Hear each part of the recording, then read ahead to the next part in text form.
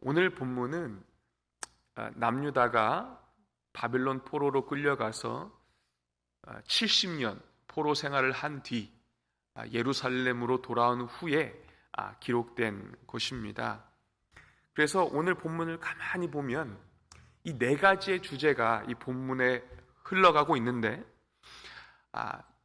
땅으로 귀환하게 하신 하나님께 감사하고, 그러나 아직 그 언약 백성이 이방인처럼 사는 것에 대하여 하나님의 진노를 지금 기록하고 있고, 거기에 대해서 이 시인의 결단과 하나님 언약에 근거한 회복을 소망하고 있는 내용으로 이 본문이 기록이 되고 있습니다.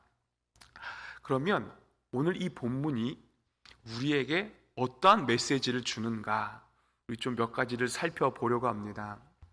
첫 번째는 하나님이 이스라엘을 예루살렘으로 돌아오게 하셨다, 주의 땅으로 돌아오게 하셨다라는 내용입니다. 사실 성경에서 땅은 어떤 의미를 가지고 있습니까? 성경에서 땅은 하나님의 영역입니다. 하나님의 영역이라는 것은 그 자체가 거룩하다라는 의미를 담고 있죠. 때문에 그 땅에 거주하는 하나님의 백성은 어떤 책임과 사명이 있습니까? 하나님 앞에서 그 주신 율법으로 살아 거룩하게 살 책임이 있는 것입니다.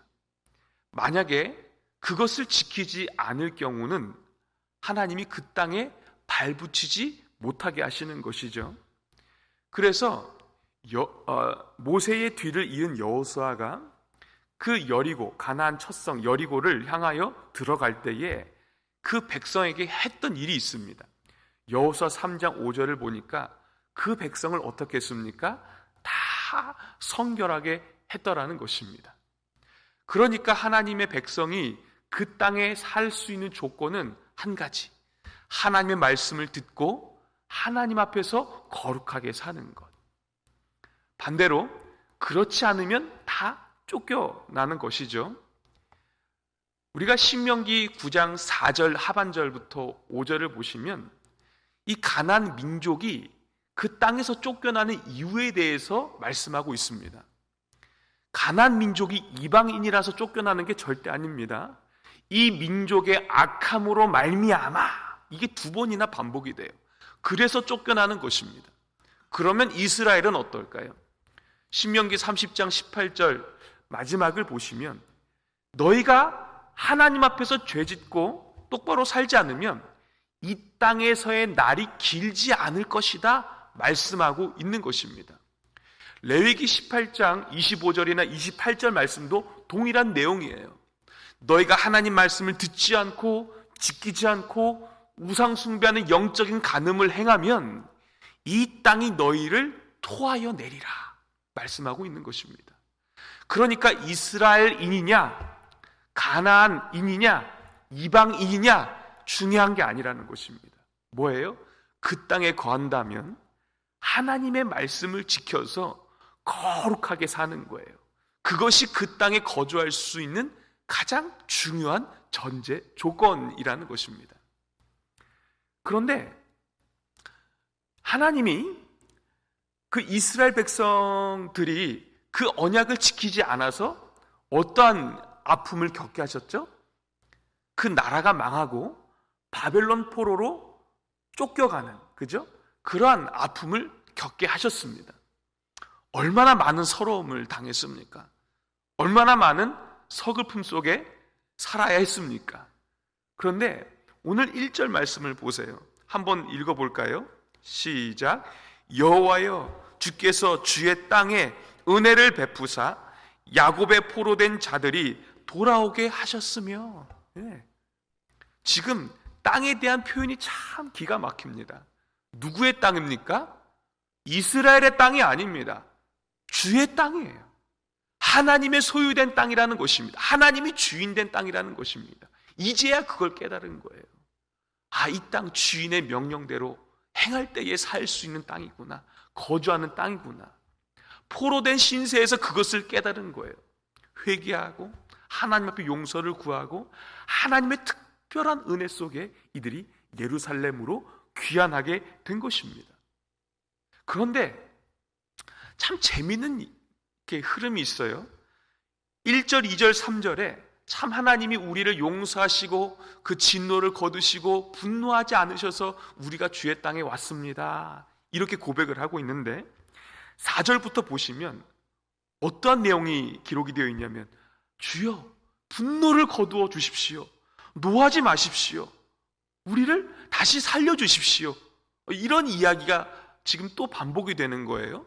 그러면 내용의 흐름상 하나님이 용서하셔서 이스라엘 백성이 그 예루살렘으로 돌아왔는데 왜 또 이 시인은 하나님 앞에 진노하지 마시라고, 분노하지 마시라고, 이 백성을 다시 살리시라고 말씀하고 있는 걸까?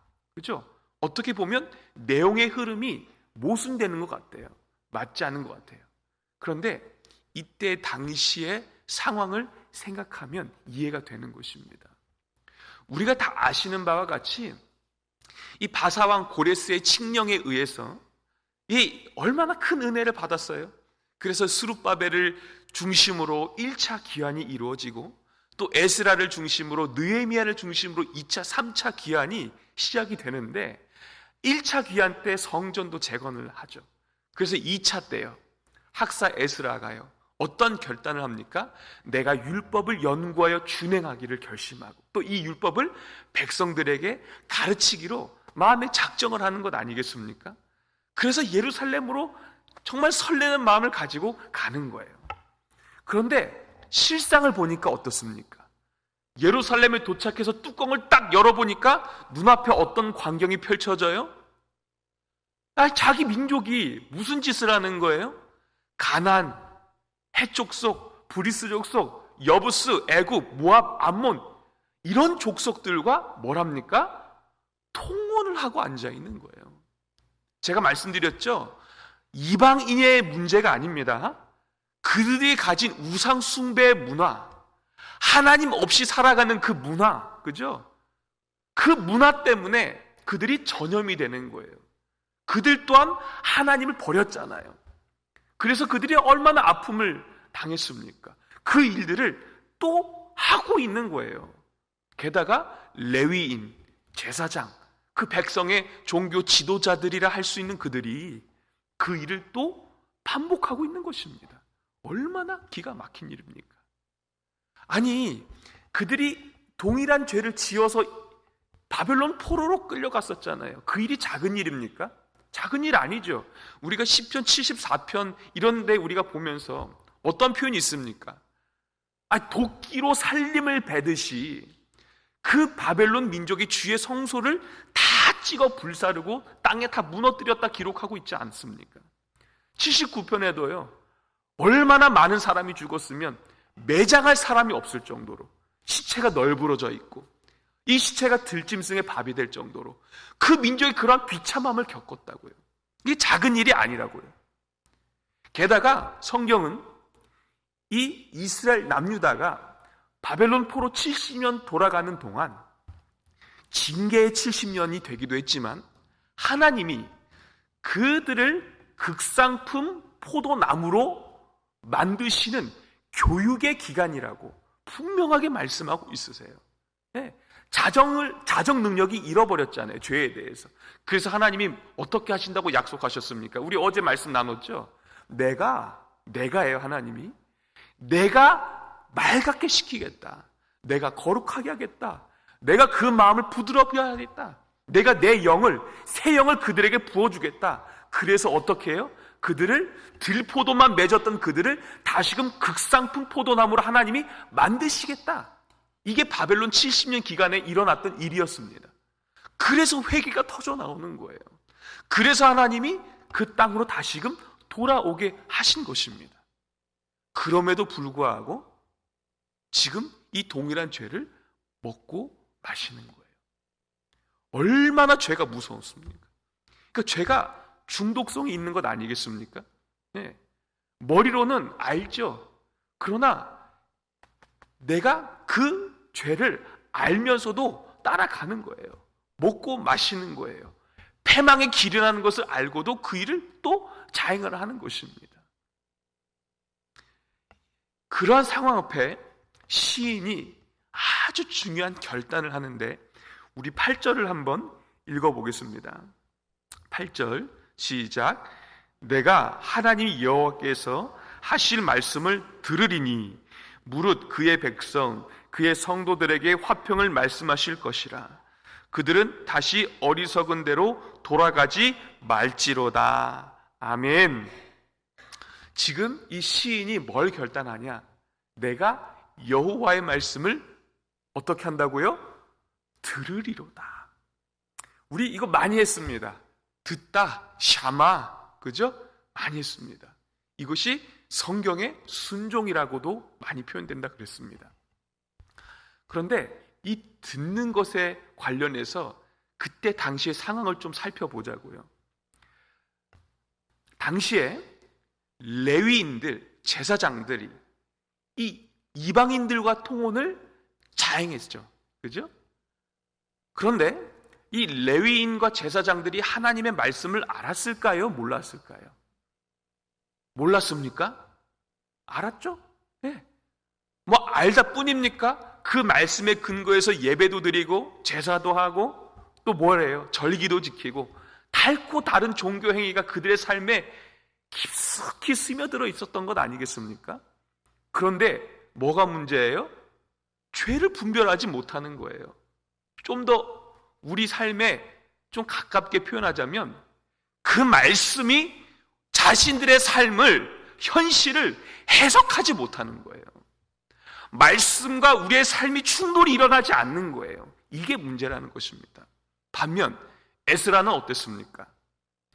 그 광경을 보자마자 옷을 찢고 머리와 수염을 뜯어내고 하나님 앞에 절규하지 않습니까? 뭐가 그런 차이를 만들어냈느냐? 학사 에스라에 대해서 표현하기를 에스라 7장 6절 보면 그는 모세율법에 어떤 자라 그랬습니까? 익숙한 자. 이것은 숙련된 자, 준비된 자라는 것을 뜻하는데, 이게 어떤 뉘앙스를 갖고 있냐면 이게 구약 성경이 4번밖에 안 나오는 표현이에요. 그 알미 그냥 단순한 머리로 아는 게 아니에요. 그렇죠? 그 알미 분별력을 가지고 있는, 통찰력을 가지고 있는 그 능력이 있다는 거예요. 네.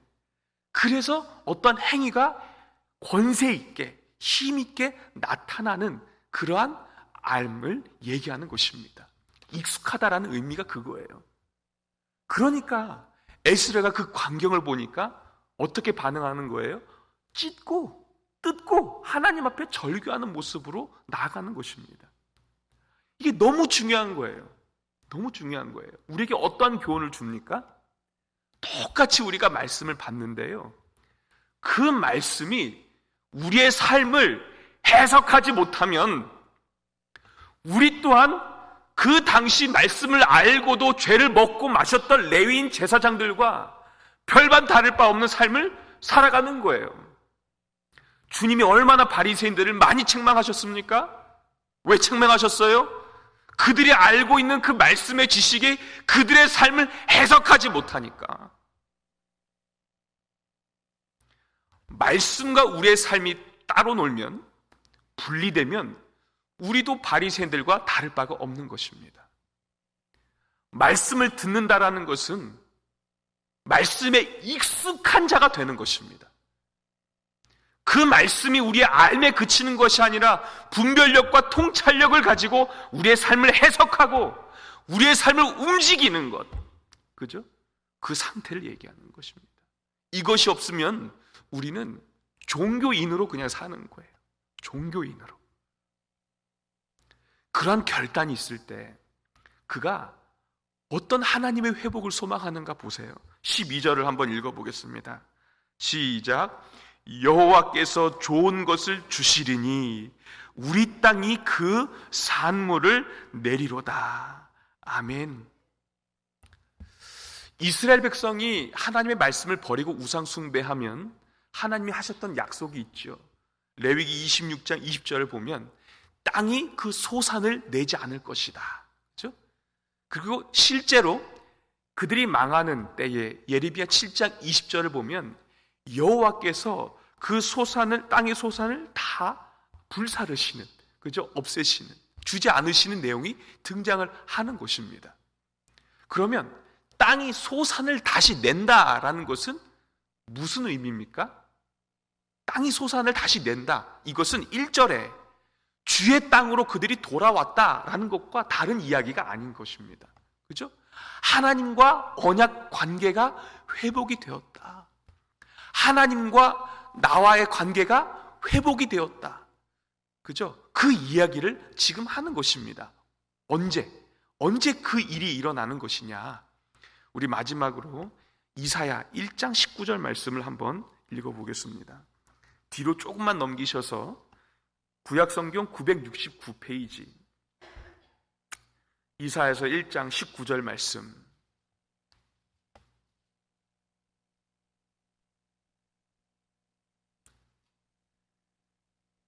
(1장 19절) 말씀 같이 봉독하시겠습니다. 시작. 너희가 즐겨 순종하면 땅의 아름다운 소산을 먹을 것이요. 아멘. 20절은 너희가 거절하여 배반하면 칼에 삼켜지리라, 이렇게 기록을 하고 있죠.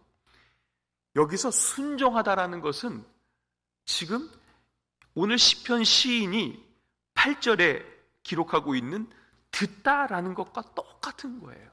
그죠? 내가 듣겠습니다. 여호와의 말씀을 듣겠습니다. 그때 어떤 언약을 붙들고 소망하게 되는 것입니까? 하나님이 우리 땅에 산물을 내실 것. 그죠? 그런데 이사야 1장 19절에도 뭐예요? 너희가 즐겨 순종하면 땅의 아름다운 소산을 먹을 것이요. 여호와의 말씀을 들으면 하나님의 땅에 너희가 들어올 수 있게 될 것이다.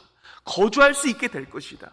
하나님이 그 백성과 다시금 언약의 관계를 체결하신다. 이 말씀을 하고 있는 것입니다. 말씀의 결론을 좀 지을게요. 사랑하는 성도 여러분, 하나님이 그 죄 때문에 실패했던 인생을, 그래서 말씀을 지키지 않아서 쫓겨났던 인생을 다시 그 땅으로 돌아오게 하셨습니다.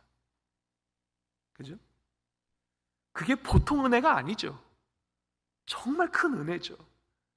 그런데도 불구하고 그 백성이 뭘 또 반복해서 자행합니까?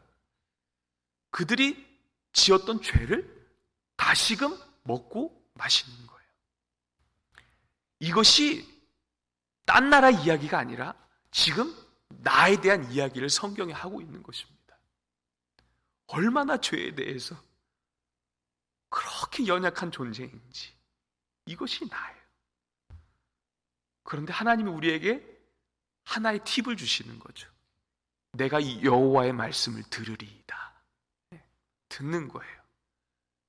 학사 에스라가 그 율법에 익숙하게 된 것처럼 우리가 그 말씀을 들을 때에 성령께서 우리에게 분별력을 주시고 통찰력을 주시면, 그래서 우리의 삶을 해석할 수 있는 힘이 생긴다면 땅이 다시금 우리에게 소산을 내는 것처럼 하나님이 그 백성을 회복시키실 줄 믿으시기를 바랍니다. 이게 너무 중요한 것입니다. 말씀이 들리지 않으면, 우리의 삶과 충돌이 일어나지 않으면 우리는 말씀 따로, 우리의 인생 따로 너무나도 종교인의 합당한, 그죠? 그런 모습으로 살게 되는 것입니다. 간절히 바라기는 성령께서 우리가 접하는 모든 말씀을 깨닫는 은혜를 주시기를 소망합니다. 아멘이시죠? 이 말씀으로 우리의 삶이 해석될 수 있는 은혜가 있어서 진정 하나님이 기뻐하시는 성도의 삶, 그러한 하나님이 원하시는 교회가 되기를 주의 이름으로 축원합니다. 기도하겠습니다. 하나님 아버지, 오늘도 예배의 자리에 나오게 하심을 진심으로 감사합니다. 수많은 말씀을 듣습니다. 어쩌면 말씀의 홍수 시대에, 복의 겨운 시대에 우리가 살고 있습니다. 하나님, 그런데 간절히 바랄 것은 우리가 갖고 있는, 우리가 아는 말씀이 우리 머리에만 남는 것이 아니요, 에스라가 그 모세 율법에 익숙한 것처럼 그 말씀으로 우리의 삶을 해석할 수 있는 그 해석의 능력을, 그 통찰력을, 분별력을 허락하여 주셔서 종교인의 삶으로 전락하지 아니하도록 우리에게 은혜 베풀어 주시기를 간절히 소망합니다. 오늘 한 날을 살아가는 동안 하나님의 말씀을 만나는 깊은 은혜를 주셔서 그 말씀 안에서 회복이 되고 기쁨을 찾고 앞으로 살아갈 소망을 발견하고 위로를 경험하는 오늘 한 날 되게 하여 주시옵소서. 감사드리며 살아계신 예수님 이름으로 기도하옵나이다. 아멘.